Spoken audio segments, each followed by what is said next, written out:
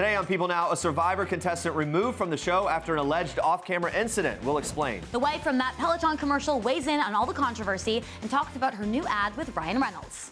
You don't want your best advice, as Michelle Obama said, coming from a 13-year-old. Angela Bassett is here talking life as the mother of teenage twins, Black Panther, and her life-saving cause. Do you remember what it was like in there? I got eaten by a freaking hippo! Madison Iseman returns to the wild world of Jumanji. She's telling us about working with her incredible co-stars in the new movie. And makeup guru and entrepreneur Bobbi Brown has a makeup tutorial for us. It's all live today on People Now.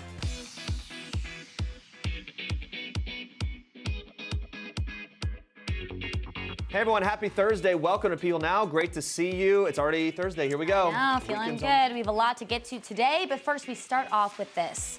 Survivor contestant Dan Spilo was removed from the show during Wednesday night's episode following an alleged off-camera incident. Sources tell People that production removed Dan because he allegedly touched a female crew member's leg after an immunity challenge. The alleged incident happened when Dan and other contestants were getting into a boat to transport them back to camp, and that at least one of the remaining contestants witnessed the alleged incident. According to multiple sources, Dan insisted that the contact was accidental, but the show's production team wasn't convinced and removed him after consulting with the show's legal team.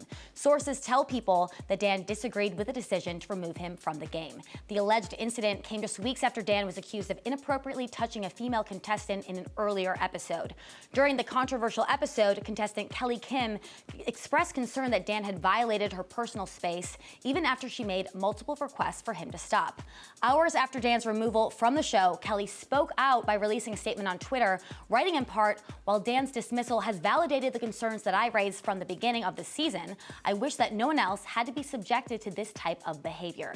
Kelly was voted off by her fellow contestants after she spoke up, and she says that while she wishes many things had gone differently, she is happy that her decision to speak up made a difference. Neither CBS or Dan are providing additional comments at this time. The only official explanation given for Dan's removal was a message that appeared at the end of Wednesday night's episode, which read, "Dan was removed from the game after a report of another incident which happened off camera and did not involve a player." I was at a Survivor watch party last night with some of the current contestants, and it was so wild. This has never happened in Survivor history before. There wasn't really a specific explanation for what happened or what exactly he did. Yeah, and I guess people that are following really closely maybe have a little more of an idea, but you were like, there were fans that were very emotional there, like a big moment, right? Well, because Survivor's a family show, and you watch Survivor because you want to have a good time, and it's usually filled with a lot of joy, but this whole incident and his touching earlier in the season has put this dark cloud over the whole season, and it's not very fun for the contestants, for the fans. And it's going to affect like the finale, isn't it? And yeah, because they've always done a live finale, and now they're going to tape it. They're pre-taping it because they're not sure who's going to go off on rants, who's going to throw accusations.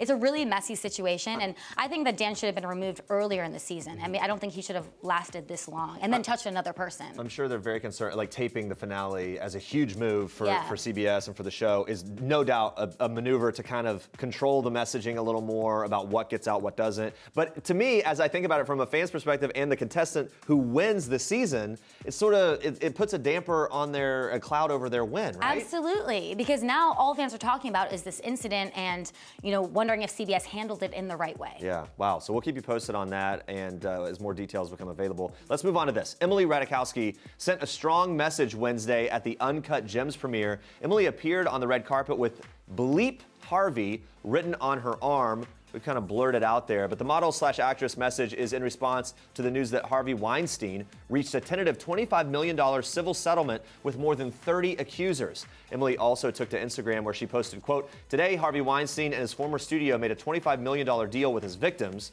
Weinstein, accused of offenses ranging from sexual harassment to rape, won't have to admit wrongdoing or pay his own money. Hashtag no justice, no peace." Now, Weinstein will not be responsible for paying the settlement out of his own pocket. The money will be covered by several insurance companies, which represented the now bankrupt film studio, the Weinstein Company. Accusations of sexual misconduct against Harvey sparked the Me Too and Time's Up movements back in 2017, which of course led to more allegations against several high-profile public figures. We'll We'll keep you posted on that. Andrea, you've got the next one. Yes, Monica Ruiz, aka the Peloton wife, is speaking out about the controversial holiday commercial. Monica appeared on the Today Show on Thursday, her first interview since the commercial went viral. Many people felt that the storyline was sexist and that the wife looked afraid. Now the actress opened up to Hoda Kotb about the unexpected backlash it received and how she's been coping. Last week, I started getting all of these messages from friends and family, and it was just like links and screenshots of everyone's really upset. And I'm like, about what? And I'm starting to read some of it, and some of it was really negative. So I'm like, okay, I can't read any more. Yeah. So I kind of stopped reading it thinking it's going to blow over, but it didn't really blow over as quickly as I thought it would. When Hoda asked Monica if she understood the backlash, Monica revealed to Hoda she partially blames herself. Did you understand, like, why people got spun up about it? I mean, honestly, I think it was just my face. Like, What do you mean? I think it was my fault. My eyebrows looked like worried, I guess. I don't know. People There's a were like, picture "She looks behind me, scared." y'all. That's the one that she says is at the heart of this whole thing. I'm telling you, it was my face. That was the problem. And it just went, exploded from there. She looks worried. And I'm like, oh, no, my eyebrows. They moved. They moved. She's got a great sense of humor about this all. That's funny. Monica explains she decided to speak out because, quote, people started answering for me, and I saw some article where they grabbed some stuff from very old interviews. I was like, okay, I'll just let everyone know I'm fine. Now, after all the backlash that Monica received for the Peloton ad, actor Ryan Reynolds got in touch with her and asked her to star in a commercial for his gin company. She had actually never met him until today. Ryan reveals why he reached out to Monica. It started with a text to my creative partner, George Dewey. He sent me the ad. I watched it. I went, oh, wow, okay, I see why there's some backlash. And I said, can we just send her a year's supply of gin? She doesn't have to film herself. And then that sort of evolved from there. I mean, we love acknowledging and playing with the cultural landscape, and we thought this was a great opportunity to do something that, you see how it all everything is sort of divisive these days. It's like one camp here, one camp there. So silly. For Monica, the experience has made her feel like she's in an alternate universe, I can imagine. But as she told Hoda, I hope people can just see me as an actress, because that's what I am. I like to do movies and TV, commercials, so I hope people can remember I'm not actually the Peloton lady and let me work other jobs. That is a big fear, huh? Because fear is that thing. Now she's also the Ryan Reynolds Jen lady. It's true. How genius is he? It's not the worst thing that could happen, for jumping right? on board with this. Now, did you know he had a Jen coming out before No, that? I didn't. No, of And course. now I do. So smart. Pretty brilliant. All right, if you were obsessed with Nick Jonas and Priyanka Chopra, Jonas's wedding in 2018 like we were, then you are going to love this. The couple has a new project in the works, and it's inspired by their December 2018 wedding. According to Deadline, the couple, who recently celebrated 1 year of wedded bliss, will executive produce a new unscripted series for Amazon Prime about the Sangeet. It's an Indian pre-wedding tradition. A Sangeet is a celebratory party that takes place ahead of an Indian wedding. Priyanka described her and Nick's as a fierce song and dance competition between the families that ended as a huge celebration of love. I remember when we were seeing some video and things of that happening as that weekend was rolling on. Priyanka shared the exciting news on Instagram, adding that she and Nick are looking for couples who are planning on having a Sangeet next spring or summer. Priyanka added that she wants to be a part of the celebration and help couples make their Sangeet even more spectacular. According to Deadline, the series synopsis explains that each episode of the series will follow an engaged couple along with their wedding party, their family, their friends, as they not only prepare for the wedding itself, but also rehearse for what will be an epic performance with the help of a team of celebrity choreographers, some stylists, creative directors. They're all in on it. Nick shared that the days leading up to their Sangeet were some of the most special, memorable moments of the entire weekend. And that announcement comes just days after Nick and Priyanka celebrated their 1 year wedding anniversary. We all remember that epic wedding. They tied the knot during a Western wedding in Priyanka's home country of India, and then also wed in a traditional Hindu ceremony the next day. Even had several wedding receptions. It was a party that I think everyone kind of envies a little bit. It was epic. Oh yeah, absolutely envies it. All right, there's no doubt the Duchess of Cambridge is a style icon, but when she stepped out for the annual diplomatic corps reception at Buckingham Palace Wednesday evening, her accessories represented way more than just a fashion statement. Kate joined Queen Elizabeth and fellow members of the royal family family for this pre-Christmas palace party, wearing a red, white, and blue sash over her navy blue velvet gown by Alexander McQueen. She looks amazing here. The diplomatic corps reception is one of the highlights of the royal year and a pre-Christmas tradition. Kate went all out. Kate's special sash signifies her position as a Dane Grand Cross of the Royal Victorian Order. It's the highest ranking of chivalry, personally awarded by the Queen for being in her service. Kate was given the honor on April 29th, which happened to be Kate and Prince William's 8th wedding anniversary. The order is also represented by a Maltese cross, which Kate wore near the bottom of the sash. The Royal Victorian Order was created by Queen Victoria in 1896, and the ruling monarch personally selects who is given the honor. Now, royal wives are typically given the Royal Victorian Order or the Royal Family Order of Queen Elizabeth. They can collect additional orders as time goes on. Each order is represented with a different sash, varying in color and width. They aren't worn often, but are broken out for formal occasions. At Wednesday's annual Diplomatic Corps reception, Kate also sported a yellow badge with a brooch featuring a portrait of the Queen. That's the same brooch she wore on her shoulder for a state banquet honoring King Willem-Alexander and Queen Maxima of the Netherlands in October of 2018, which indicated she'd been given the Royal Family Order. And of course, she had to dazzle it up. Kate also wore her go-to Cambridge Lovers knot tiara. The sparkling topper has become a favorite of Kate's over the years. It's more than a century old, which is crazy. Kate wore it with her hair in an elegant updo, showing off her stunning statement earrings and necklace. All right, Lola Consuelos is looking as stylish as ever in the Consuelos family Christmas card. Proud mama Kelly Ripa revealed the family's holiday greeting card on Instagram and on her show, Live with Kelly and Ryan. This was on Wednesday. Here's a clip of Kelly. She can barely contain her excitement. Watch. I did not run this by the children, my husband. That is me trying to run into the photo to catch myself in the photo that is too. Great. And here we oh my all gosh, are. How great. What? Yes. Come on. Wait, it's on the back too. Huh? It Yeah. looks like a Professional. It is a professional photographer, but it looks like the advertisement for a new series coming to prime time. I can't wait to watch. Is that What's something? going on with that family on the Upper East Side? Ripa told the audience that she hasn't appeared in a family holiday card in 22 years. She said, quote, "You guys, I don't think you appreciate the fact that I'm in the Christmas card. The fact that 22 years later, I finally made it into a Christmas card makes me enormously happy." She's wearing a white feathered skirt, black tank. The card also shows off Lola's trendy look as she wears a silk slip dress in the joyous photos. The photos were taken during the family's photo shoot, by the way, for People's Beautiful issue earlier this year. The slip dress has become a signature look for Lola as she wore a similar silhouette to both her junior and senior proms. The men of the family, Mark Consuelos and brothers Michael and Joaquin, all look stylish as well in suit jackets.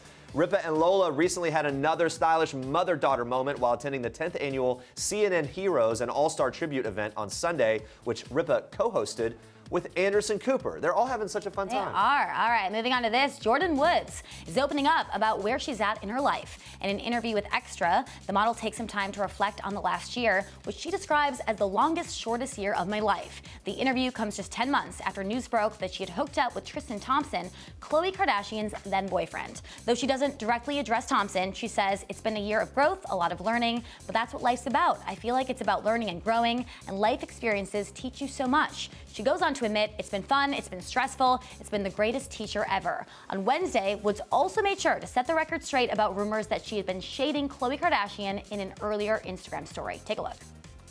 Got home from doing press and I realized y'all arms must be really, really tired from reaching. Like, I can't even eat an apple in peace. And let me tell you something. I don't do subliminals, I do general statements, and if I have something to say about someone or to someone, I'm gonna say it to them or not at all. If y'all are tired of this, I'm exhausted. Let's move on. It's all love, it's all good. Your arms are tired of reaching. And if I can't work in, I don't do subliminals from now on. I am taking that on. Now, earlier that day, Woods posted a picture of her eating an apple to her Instagram story captioned, "An apple a day keeps the haters away," or something like that, which of course fans immediately assumed was pointed at Kardashian. Now, all of this comes shortly after Monday's special of Red Table Talk that featured Woods taking a lie detector test about her scandal with Thompson. During the test, she denied having sex with the basketball player. It was deemed by the administrator she was telling the truth. There you go. Fans speculated that Kardashian Kardashian alluded to the lie detector test the following day when she posted a cryptic quote on her Instagram story that read, "Liars are always ready to take oaths." Now, earlier this month, Kardashian insisted on her Instagram story that she's forgiven both Thompson and Woods. She wrote, "I have moved on, found forgiveness, and wish you only happiness and joy." All right, 2019 coming to an end. People is counting down the year's top movies, music, and TV shows. Here are 3 of this year's movies that you need to watch in case you missed them. Hello? Is that Frank? Yes. Hi, Frank. This is Jimmy Hoffa. Yeah. Glad to meet you. Well, glad to meet you, too. Even if it's over the phone. I heard you paint houses. Yes, sir, I do. And I also do my own carpentry. Loved this movie, and director Martin Scorsese's 3.5-hour masterpiece. Hitman Frank Sheeran, played by Robert De Niro, looks back on his life as a mobster. This movie has already scored 5 Golden Globe and 4 SAG nominations, with Joe Pesci and Al Pacino in the running for Best Supporting Actor in a Motion Picture. It's all for The Irishman, of course. Here's another top film of 2019. Watch. Hey, bought me an acid-dipped cigarette today. Oh, yeah? You want to buy a cigarette dipped in acid? Yeah. If I'm gonna trip, I want to trip here, man. Walk in the woods, not my home. Stayed with that detail that dipped those machine guns in cosmetics. Just gonna stash it here. Don't smoke it by mistake. Brad Pitt and Leonardo DiCaprio are an iconic duo in Quentin Tarantino's love letter to L.A. People calls this film one of Tarantino's best, as well as nostalgic, funny, and touching. Once Upon a Time in Hollywood. So good. Here's one more film to add to your must-see list. Excuse me. Sir? We're officers of the law. You gonna run me in? I don't feel like talking. I'm distraught. Hey, Benny, you want to ask this guy some questions? All right, what is this? What's this arrangement? Mr. Drysdale. CSI KFC? Knives Out is a classic whodunit with a twist. This eccentric and entertaining movie stars Daniel Craig as a detective who investigates the death of the patriarch of an unconventional and combative family. So many good movies this year. What sticks out to you? Marriage Story, I just watched with Adam Driver, Scarlett Johansson. It's getting nominations. It's really, really good. I love Joker. Yeah, Joker's so good. And that was so good. But The Irishman. Honestly, if you can block out 3 hours. Were you to able really to sit down the entire time and watch 2 it days. straight? But that's what's great about Netflix. I just paused it where I wanted, came back, and continued the arc. It was so good. All right, later on, we'll be breaking down people's top TV shows of 2019. Stick around for that. And stay with us for this. Actress Angela Bassett. She's opening up to us about how her mother's death inspired her to help others. It's a great cause. Plus, if you need a festive, glammed up look for a holiday party, well, makeup artist Bobbi Brown is here to help you get ready. Stick around. All right, we are in the middle of December, which means we're all embracing the winter and festive holiday fashion. We've got some tips from the stars. It's all brought to you by Old Navy. From the must-have staples to complete any winter closet to the trends that are really making a holiday mark, we got some of our guests to weigh in. Check it out. It's fun getting to be festive around the holidays because nobody can judge you. I've been given a few ugly Christmas sweaters by a friend of mine every year for the last year. So for the last few years, he gets them for our whole family. We take a photo. I seen some dope little velour suits with Santa Claus on the corner right here. I swear to God, I might grab one of those. They look fly. With some white Air Forces. You know what I'm saying?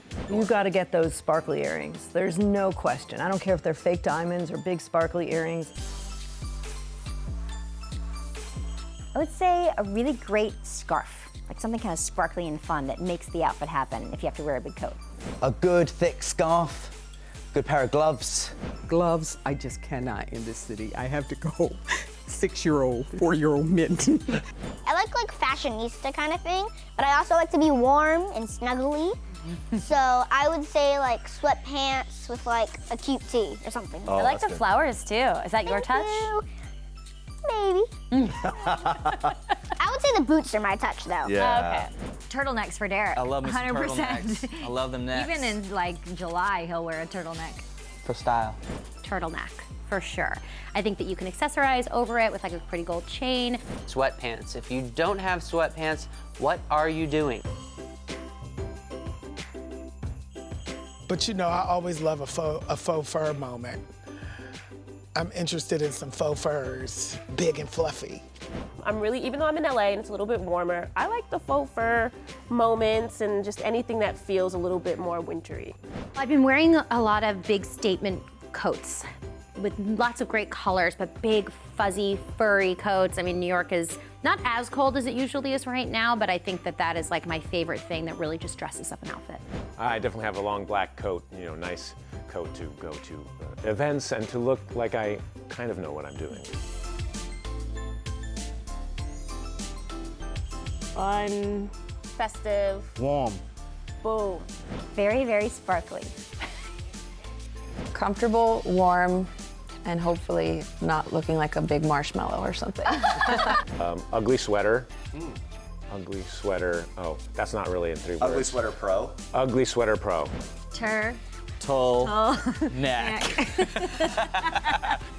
What are your 3 words, Jeremy? I want to do the turtleneck now. Yeah. They're encouraging me. I've got a couple turtleneck sweaters that I'm always so hesitant to wear. I know, I don't really try turtlenecks that often, but now I'm inspired to. I think with a coat, I can do it. You try it. Anyway, we're so close to the new year, and in honor of the end of the decade, People is highlighting the top 20 most memorable moments from the past 10 years in this week's issue. And from the list, coming in at number 20, this was the decade that the Kardashians really became a brand and household name. Yes, the famous family already had a few seasons of keeping up with the Kardashians under their belt by the time 2010 rolled around, but the milestones the family showcased on the series really secured their place as A-listers. You had Kim's weddings to Chris Humphries in 2011. That lasted 72 days. And then Kanye West in 2014. You got Caitlyn's transition in 2015. That was a big moment. Kylie became a billionaire using her social media influence to promote her makeup line.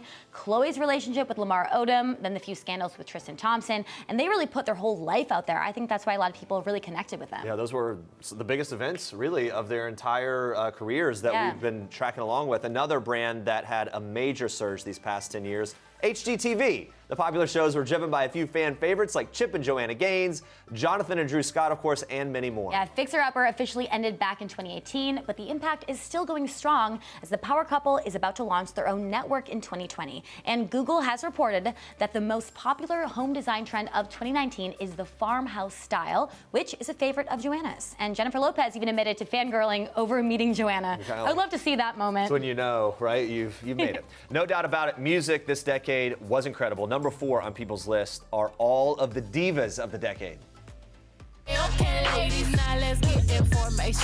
Megastars like Beyonce, Taylor Swift, Adele, Lady Gaga, Carrie Underwood, and Ariana Grande, just to name a few, dominated the charts. Beyonce released 2 visual albums, Lemonade and Beyonce. Taylor Swift released 5 albums this decade, Lover, Reputation, 1989, Red, and Speak Now. And according to Spotify, Ariana Grande was the most streamed female artist of this decade. Wow. A lot of powerhouse females. I got to go with Lizzo, though.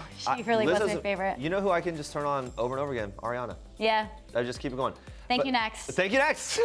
All right, finally, the Royals definitely ruled this decade. They scooped up 3 spots on our top 20 list, with Harry and Meghan's wedding coming in at number 17. It was a fairy tale moment for the American actress on May 19th, 2018. The wedding was packed with celebs. Since then, Meghan, of course, has had to deal with a lot of scrutiny from the public and press. And in a 2019 documentary, both she and Harry expressed their frustrations with the issue and everything that's been happening. Yeah, and coming in at number 2 on our list is the birth of a future king. Prince George might have been the decade's most anticipated baby worldwide. He was born on July 22nd, 2013. His birth was quickly followed by 2 siblings, Princess Charlotte and Prince Louis. It's been really cool to see him growing up right in front of our eyes. He's such an adorable little boy. Yeah, nabbing the top spot on People's list of memorable moments this decade was William and Kate's wedding as they ushered in a new royal era. The big day came on April 29th, 2011. He is the future king of England. They had a long love story, so the public was very excited for that union. I remember when that happened and we were doing so much coverage, and man, it was just kind of like the history of the family that was represented in that moment is really what makes it so epic. And you know, at People, we love our royals. We do love our royals. We are always tracking along. For People's full list of memorable moments, make sure to pick up a copy of this week's issue. It's on newsstands Friday. Now, earlier we gave your list of must-see movies from 2019, but the small screen has a lot of great stuff out there too. Check out one of the most talked about shows of the year. So why have you come to the session? It was a birthday present for my father. Is that a joke? No. It would be good not to make jokes in here, just in case anything gets lost in humorous translation. Oh, I don't know if I can do that. Is that a joke? No. I'm obsessed with this show. It's amazing. Really good. Fleabag was easily one of the most talked about and celebrated comedies of 2019. The show earned creator Phoebe Waller-Bridge 3 Emmy Awards this season, including lead actress in a comedy series. And people saw Fleabag as not only funny, also devastating, and it ended with the most touching farewell in TV history. And here's another hit TV show this year. Take a look.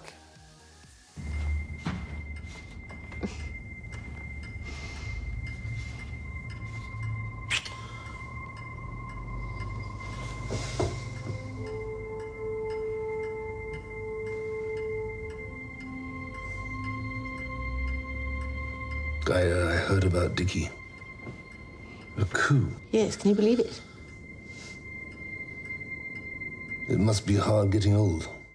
The Crown is back for a third season and better than ever. Season 3 began with some new faces. Olivia Colman replaced Claire Foy as Elizabeth II, now middle-aged, breeding horses instead of raising a sulky Prince Charles. The Crown is TV's most scintillating mix of history and gossip. Another talked about show of 2019 was HBO's Chernobyl.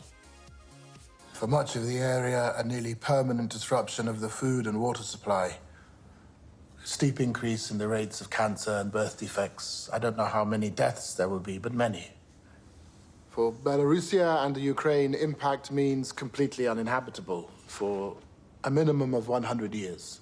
Chernobyl is based on the real story of the 1986 Ukrainian nuclear disaster. One irradiated plant worker disintegrates into a vicious mass of tissue and blood. It was very graphic. Jared Harris and Emily Watson play two scientists trying to contain the chaos. A lot of great TV shows this year. Chernobyl had a big moment, and Yeah. I was really on board when it happened. I thought that was a fascinating story, but The Crown is, I'm all in. I'm kind of a late bloomer when it comes to The Crown. Yeah. I'm all in now, and I love Olivia Colman this I season. really like Succession. That's one of my favorites. Like a family drama with a twist. Very dark. Yeah. Obviously, Marvelous Mrs. Maisel, Barry. There's a lot of really funny TV. Yeah, and I just said Fleabag, so it's really everything we just I wish mentioned. Fleabag would continue. I'm sad that it was only 2 seasons. Yeah, I know, right? All right, later on, we are sharing people's top albums of 2019. Be prepared to have hit songs stuck in your head for the rest of the day.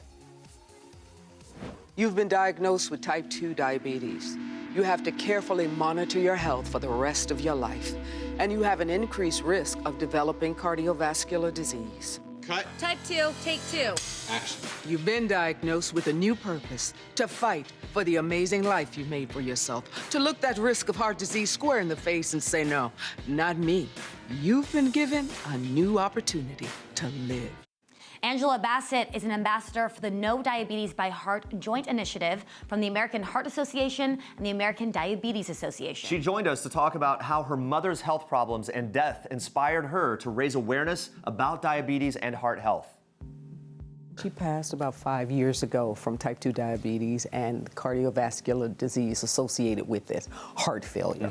And so that was really hard on the family. And since then, overlapping with that, her brother, the patriarch of our family, he also has type 2 diabetes. So it really is a family affair. And just when I had the opportunity to partner with the American Diabetes Association, it just made sense as a way to honor her life and to use the platform that I do have to get that voice out there, that news out there. Because if a survey has been done, and those who are 45 years of age or older with type 2 diabetes, about half of them are aware of the risks that are associated with type 2 diabetes, that if you have that, then you're 2 times more likely to have cardiovascular disease and then to die perhaps of a stroke or heart failure like my mother, or a heart attack. The numbers really go up, with age. When you think back on how diabetes affected your mother, what sticks out to you? Well, we were talking about earlier also about how you eat, and growing up in Florida, Southern family, Southern cuisine, and she had a love affair with food.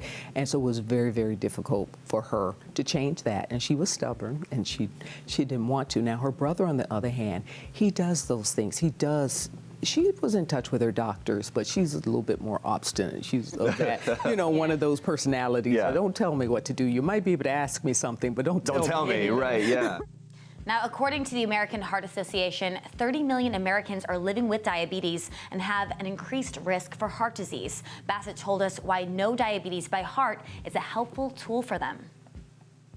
provides a lot of information, questions that you should ask your doctor, you know, helpful things. But sometimes when you're sitting in front of a doctor, some of us go mute. Some of us, I know I have to write down a list of questions I don't want to forget to ask, you know.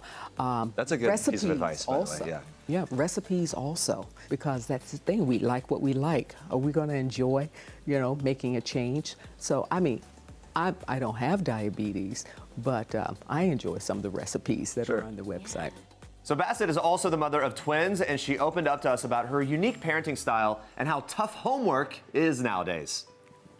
I can't keep up with the homework. I look at the homework, looks like Greek to me. No, my 7-year-old daughter, I'm like, I've got 3 more years and then I'm out. It's like already. Homework, good. Carry on. I mean, I literally said that. Homework, oh, carry on. Yeah.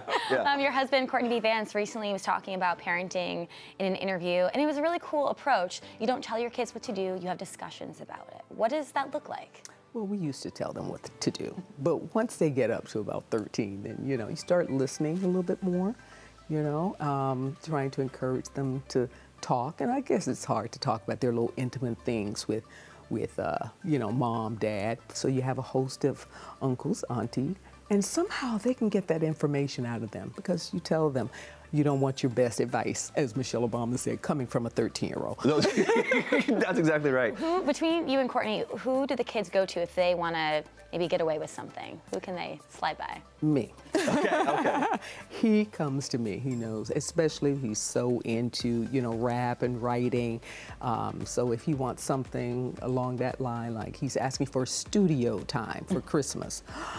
I would not ask Dad for that. You know what the answer is? He might be able to get something of that sort out of me. Okay, for studio time we go to Mom. Good to know. I have no idea what that entails and how much. I think it just entails money on your part. That's what I got a feeling. You know what, following along with you and just your journey, and then even talking to you here briefly about your life as a parent, you've opened up recently about some things you faced as a child, some very difficult things with assault, and I wonder how those types of things, and especially being open publicly about them, how is that affecting you as a parent and the things that you tell your kids to be aware of and things like that? It just makes you, you know, well, since they were very, very little, you know, you just give them enough information. It's like, oh, privacy, you know, if they were going to the restroom or something like that, I'd come in, I go, oh, privacy, you know. Yeah. After about, you know, a couple, you know, adding little things like that in, then they adopt it and take it. Or I used to say to my son when he's wrestling with his sister, wrestling back and forth and, you know, and trying to take her down, and she'd say, stop. I said, ooh, when a girl tells you stop, stop. You know, if I'm playing well, ooh, when a girl tells you no, she means no. And so at 4, we'll, you know, in Mexico one time, and I'm being, you know, harangued to buy a sarong, buy some jewelry, you want a churro, and, you know, and I said, no, thank you, no. And he looks at the man, he said, hey, when a girl tells you no, she means no. So it's oh, wow, that's those great. little lessons that you're thinking of, you know, down the line. And you might remember Bassett won a Golden Globe for her performance as Tina Turner in What's Love Got to Do With It? Well, she told us what her favorite thing about filming that movie was. That I got it done. That I did it, and it wasn't a fiasco. How about that? Because it was literally the hardest thing I've ever done, day to day to day to day, 16, 18. The last day of filming was literally a 25-hour day. Whoa. You know, the fight in the limo. Yeah, right. You know? Right. Yeah, I'll bet. Was it more? It was physically demanding. It was emotionally demanding. Yeah. It was psychologically demanding. No one thought I would be good at all, or it would be good at all. So it was really just staying focused, being strong, and getting the work done. Doing all the, you know, I had 30 days to get ready to do it.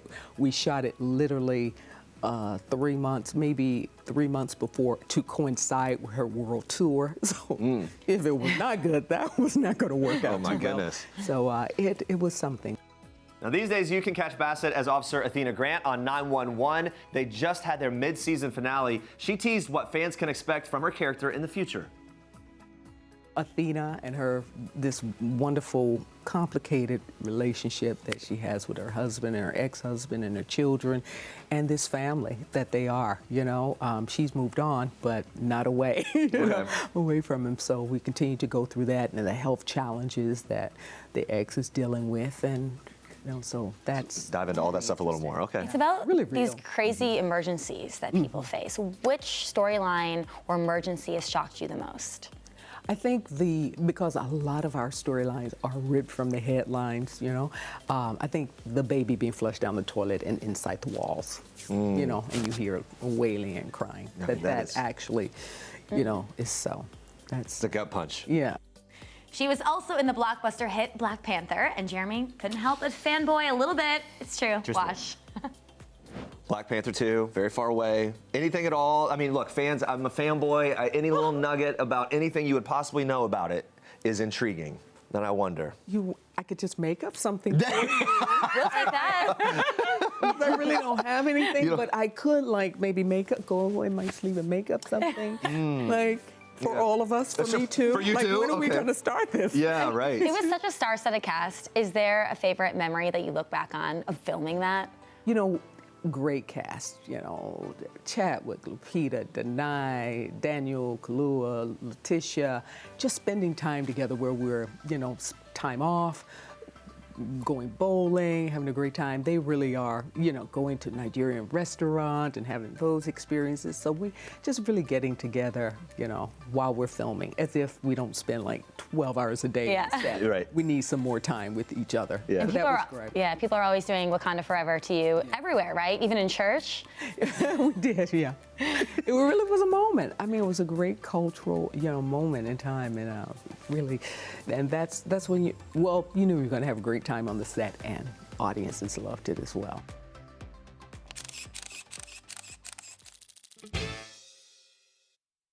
I think you went back in. No. Why? Come on, Why man. would he do that? Do you remember what it was like in there? I got eaten by a freaking hippo. I got killed by a piece of cake. We gotta go get him. Are you crazy? We played before and we won. Are you ready to return to the jungle in Jumanji: The Next Level? We saw the film. It's so good. It's hilarious. It's also intense at the same time.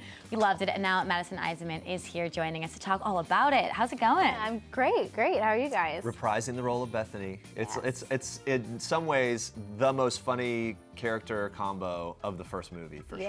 Yeah. Right? How fun was it for you to jump back into this world? Oh, it was really exciting. I mean, even the first one, no one really knew how big of a deal it was ever going to be. So the fact that we're bringing a whole nother one back to life is just really cool. It's incredible, yeah. Some new cast members. Danny DeVito is there this time. What was that like, having them both on set? I mean, they're legends, so it was really cool. And we actually, we got to work with them in actual scenes where, because the cast is so huge, but they're in a different world than we are, so we don't necessarily get to really work with them technically. So yeah, it was really cool to get to work. I just wonder if, we were just talking a little bit before, that your father is a dentist and your family's in South Carolina. I feel like your parents would be so pumped, especially maybe your dad, that you got to work with Danny DeVito and Danny Glover, right? Yeah. No, he was very, very excited. I brought all my parents out to the premiere, Did actually. you? Yeah, they had so much fun. So did they get to meet them and everything? No, they didn't get to meet. They met Jack and the whole gang the last time, but this time, no, they didn't get to meet Danny. What do they make of all that? Because they're not in acting or anything. It's just you that set off. I mean, they think it's pretty crazy. My favorite part about those things is getting to bring them and getting to see their reaction to everything, because it's pretty crazy when they shut down Hollywood Boulevard and do a whole thing. It's kind of the most Hollywood thing you can possibly see. Yeah. Yeah. Let's talk about this though. Amazing cast, very funny cast, of course. Is there any one particular story that you were anxious to run home and tell your family about that happened on set? There was one. I celebrated a birthday on set, which is always fun, you know, and give people a reason to do something crazy. I got a video of they made me a cake and got me some flowers, and Danny DeVito gave it to me.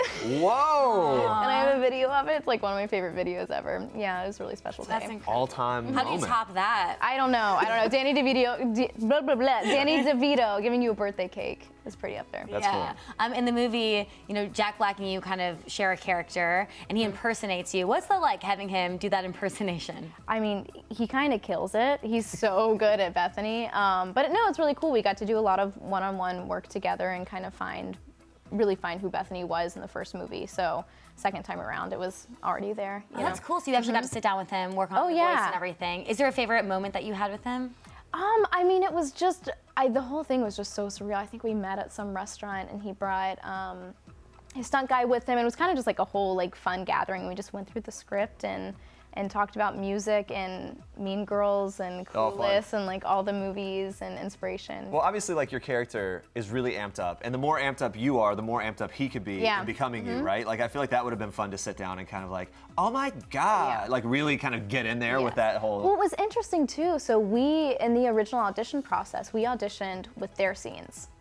So when we booked it, I was really confused, exactly what we were even doing in the first place. But then I think that's why they did it that way, was so they could match the levels between us and our avatars. It made a lot of sense. You told our producer that you met up with Kevin Hart at the premiere for the first time, seeing him since the accident that he had been in. What was that interaction like? What was your takeaway? I mean, it's just, it kind of just hit everyone, like in a really weird way. I mean, it's tragic completely, but I don't know, it's like a reality check for everyone. I think you kind of just want to hug your family a little tighter, and it makes you grateful for everything that's around you right now.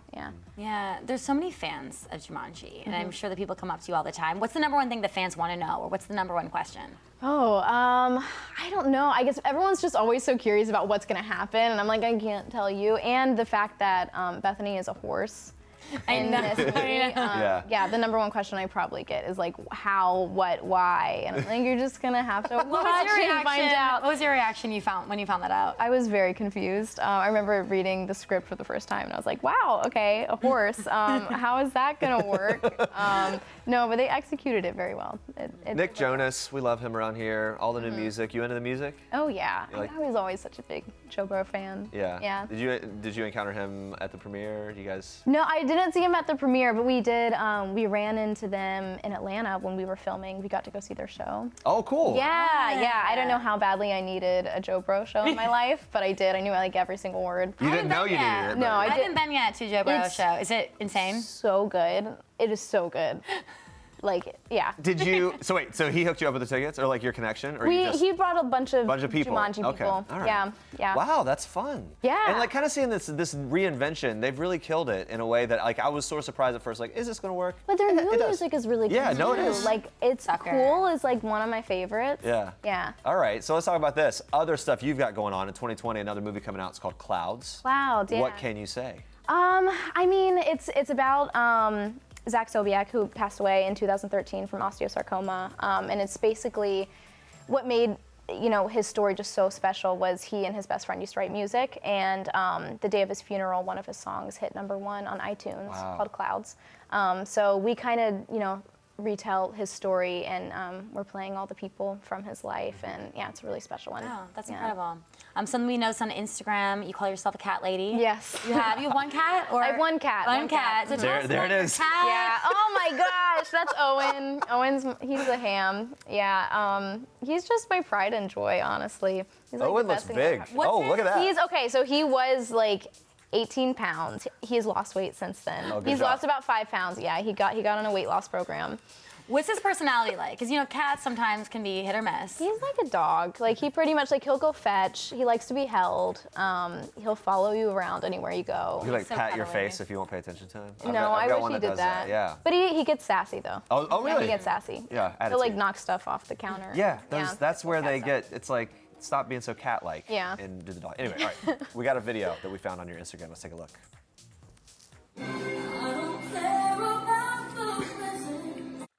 Okay, so what's going on here? What's the play-by-play? This is you, to be clear. Yes, this is me. I really didn't think this was gonna haunt me. I dressed up as Santa Claus. And Santa's got some moves. Yeah, this was just kind of, I don't really typically do stuff like this.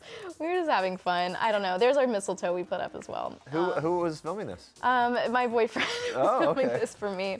Santa's got some moves. Oh! Wait, this is the best part though. Is at the end. Down. Yeah. And gone. And that was how it ended. That's really cute. Fun. It's great to talk to you. There's no explanation. Yeah. No, it's just fun. Yeah. It's just fun. It's almost Christmas. Thank you for being here. Thank you, It's great guys. to talk to you guys. You can check out Madison Iseman and Jumanji: The Next Level. It hits theaters Friday, December 13th. All right, if you are a makeup guru or if you've ever set foot in a department store, you know her name, Bobbi Brown. Yeah, Bobbi founded her company, Bobbi Brown Cosmetics, in New York City in 1991. But she's not just a makeup artist, she's an entrepreneur, a mom, and author of 9 beauty and wellness books. And now you can watch her on the online course Masterclass, where she shares all of her secrets and tips. And she joined us to talk all about that and even glammed up our video editor, Alexa. Check this out. Let's talk about this masterclass thing. Yeah. You were even joking right beforehand. You're like, all right, Scorsese and me. Yes. Talk about this and what you're communicating and how exciting it is to kind of bring people in to all your tips and tricks. Well, Masterclass is the most amazing thing you guys could watch. You want to learn how to cook, you want to learn how to play tennis, how to dance, go to masterclass.com.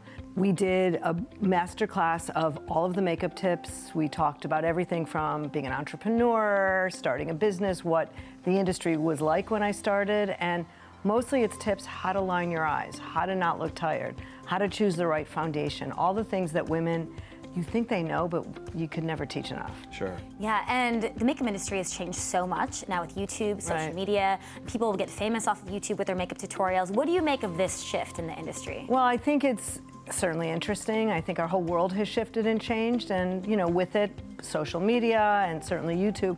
And yes, there's a lot of really talented makeup artists teaching on YouTube. There's also a lot of makeup that you just can't stop watching, but you would not want to do that on yourself. There are talented people out there. I'm not taking anything away from it, but what I'm teaching is more of a look that I believe in and that I created, which is just makeup that makes you look better, that's easy, that it's not complicated.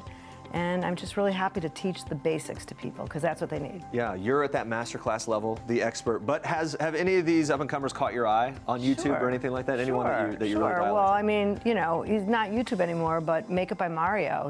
He's amazing. We become friends, and there's a whole bunch of guys out there that I really admire. And any trends that you are loving right now, or maybe trends that haven't hit the mainstream yet but will in 2020? Well, I think there's going to be a lot of trends. Clean beauty is definitely a big trend. Beauty from the inside out is a giant trend. And I do think that makeup is going to be a little more natural. Hopefully I'll have something to do with it, but I do think that people are responding really well to the masterclass, and they're saying thank you because we've missed this kind of teaching. Yeah. All right, in your masterclass, you're going to teach viewers the basics, teaching everyone tips and tricks to play up the eyes and the perfect smoky eye. So we're going to get started. We have Alexa here, thank you, Alexa. You're going to show us a few tricks perfect for the upcoming holidays. So let's get started. First of all, people think that you're going to start all over again when you are getting ready for the night, and usually you're coming from work. So you just might need to touch up a bit under the eyes. So you're saying not a full reset? Not a full reset. Okay. No one really has time for that. So you might want to add a little bit more concealer, make sure the brows are perfect. And we're going to do the eyes, but I'm first going to add a little bit of color to the cheeks, because sometimes just in the evening, a little bit of a pop of a pretty color is really nice. And even if you don't have time to do the smoky eye, which I'm going to show you how quick it is, let me show you just by putting a little bit of blush and one of the highlighters. It just gives a nice glow, and if you don't have time for anything else, you could throw in a red lip, a mascara, you're kind of done. Now, to do a smoky eye, we're gonna very simply build it up, and this is what I teach in the class. Instead of just piling on the makeup, and by the way, if you're in a rush, you could use a brush, you can even use your fingers.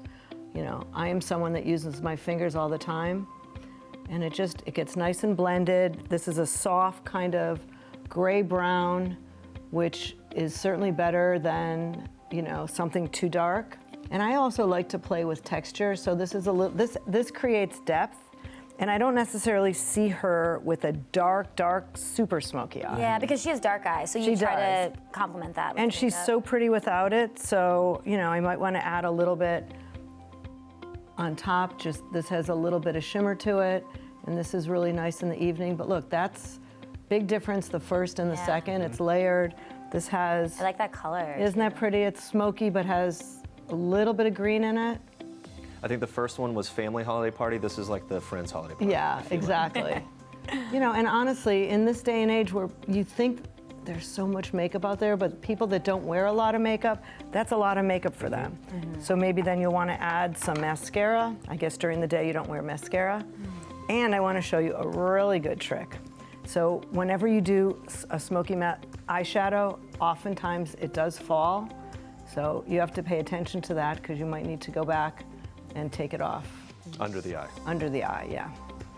So I'm gonna add some very black mascara to the top. Open and look down. Is there a makeup trend or something that's happening right now that you can't wait till it's over? I would say really red or pink eyeshadow. I don't think that it is easy to wear, and I think a lot of people, you know, put it on thinking that that's what they should wear, and I think it just makes you look tired. Yeah. What about eyeliner? Are you? I love eyeliner, and I even love a cat eye. For you personally, do you have like a go-to look? Are you in terms of like? I like the glow. Okay. I do the pink and I do the glow and I put my pearls on and my diamonds and I do just luminosity.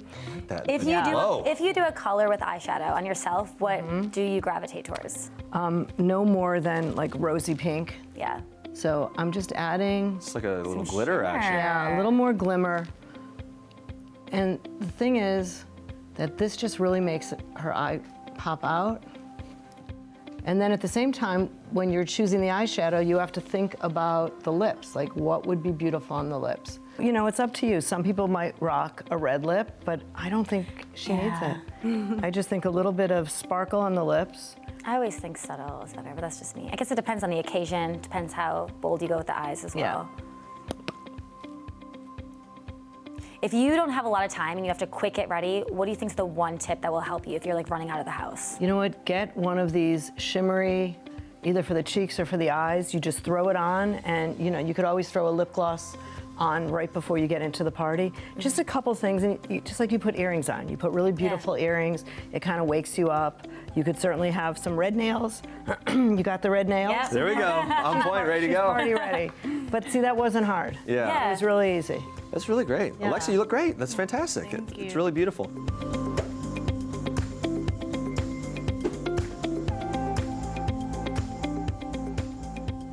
So shimmery. Yeah. Alexa looks amazing. We had so much fun with Bobbi. Learned a lot. If you'd like to learn more about Bobbi Brown's masterclass, head over to masterclass.com.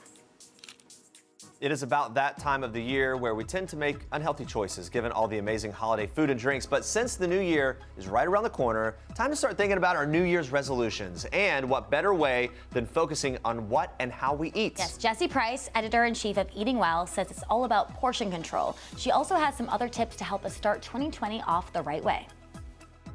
The first big tip is think about portions, and one of the easiest ways to control how much you eat is really to think about scales. So, for example, if you're taking a piece of cake or pie, cut it into thirds. You can eat the whole piece, that's okay, but start with just a third. The second big tip is really think about the next day. So you had everything you wanted, and that's fine. And maybe you even had too much at the party. That's also fine. The next day, just scale back a tiny bit. You were saying next day, maybe eat a little less. Are there other things you can do to kind of give your body a reboot, make yourself feel better physically? Well, you know, I think go to the gym. If that's too much for you, just take a walk the next day. Since New Year's Eve, it's all about the appetizers. What are some healthy bite-sized treats that we can all enjoy throughout the night? I've never met a deviled egg that I did not love. either. These ones from our December issue are all about spices. So they have a really interesting and unusual spice blend in them, which includes rosemary, ginger, and then whole mustard seeds. Those deviled eggs. They're so good. So good, One of my right? favorite foods. My biggest party thing is to eat before I go because I will just take an hors d'oeuvre tray and scarf that thing down embarrassingly. I mean, it's almost impossible to really not overeat at holiday parties, right? If you do, though, sometimes like I'll go on a long walk the next day with my family. I really enjoy doing that. Okay, yeah, just kind of get active. Feel a little better about And yourself. since we're in New York, a lot of times it's easy to like, let's leave the event and walk somewhere. Let's walk home, let's walk to a park. Just anything just to kind of Walk it off. Walk it off, you're gonna be fine. For all those recipes and healthy hacks better than our healthy tips, you can pick up Eating Well on newsstands now or visit eatingwell.com. All right, it's time to break down some of the top albums of 2019, starting with Time's Entertainer of the Year, Lizzo.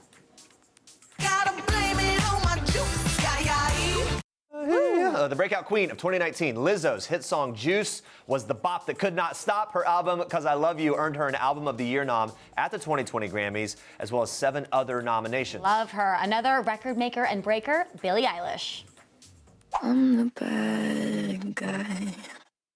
Duh. Billie Eilish's Bad Guy has been viewed on YouTube over 600 million times. The Gen Z artist tackles growing pains for teens everywhere. Like Lizzo, Billie's music did not go unnoticed by the Recording Academy. Billie got nominated for a number of awards like Album of the Year, Best New Artist, and Song of the Year for Bad Guy. And one of the most anticipated albums of the year is Taylor Swift. To be my Lover became the dreamy, romantic anthem of the summer. Taylor Swift returned to her songwriting roots with the album Lover. People called it a love letter to romance. Head to people.com for more of People's top movies, TV shows, and music. And coming up tomorrow, Amy Grant joins us live, the 6-time Grammy winner, telling us all about her Christmas tour and new music. Yes, plus we have more from Daniel Radcliffe. He's talking about the special bond he shares with his Harry Potter co-stars. Thanks for watching. For now, we leave you with one last thing from this television host. Bye. Bye, guys. Hi, everybody. I'm Maury Povich, and this is one last thing. The last TV show I binge-watched, well, actually 2. Killing Eve. Oh, really good. You sure you want to do this? Sounds dangerous. I know. And Fleabag. I mean, really funny. Is that fur? Yes, but it's okay because it had a stroke. Oh, lovely. The last thing I Googled was Michael Douglas's age, just to find out if he was still younger than me. The last song that was stuck in my head, I mean, it's always stuck in my head. A Little Help from My Friends. I know it's originally a Beatles song, but I love the Joe Cocker cover. My last vacation with my wife, well, we're very lucky. I mean, we basically take vacations where we have places to live, which is the great state of Montana and Cape Cod.